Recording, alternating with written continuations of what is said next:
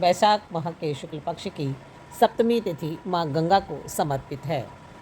इस शुभ अवसर पर गंगा सप्तमी मनाई जाती है।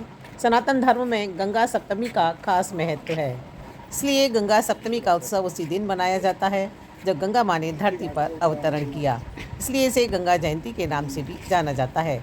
इस दिन लाखों भक्तगण गंगा में स्नान, दान, व्रत और पूजा करके माँ गंगा का आशीर्वाद प्राप्त करते हैं। ये केवल एक धार्मिक अवसर नहीं बल्कि आत्मिक शुद्धता और मोक्ष की प्राप्ति का मार्ग भी है। यही नहीं, भारतवर्ष में माँ गंगा को नदियों में सबसे पवित्र माना गया है।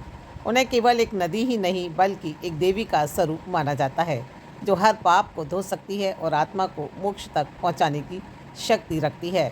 हिंदू धर्म में माँ गंगा को श्रद्धा, आस्था और तपस्या का प्रतीक माना गया है।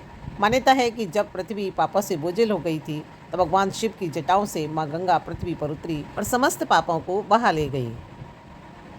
इस दिन लाखों श्रद्धालु गंगा स्नान, दान, व्रत और पूजन के माध्यम से मां गंगा का आशीर्वाद प्राप्त करते हैं।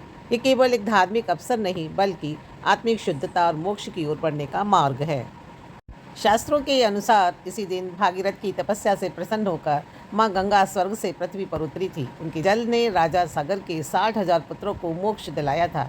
यही कारण है कि इस दिन गंगा स्नान को जीवन के पापों को धोने वाला और मोक्ष दिलाने वाला कहा गया है।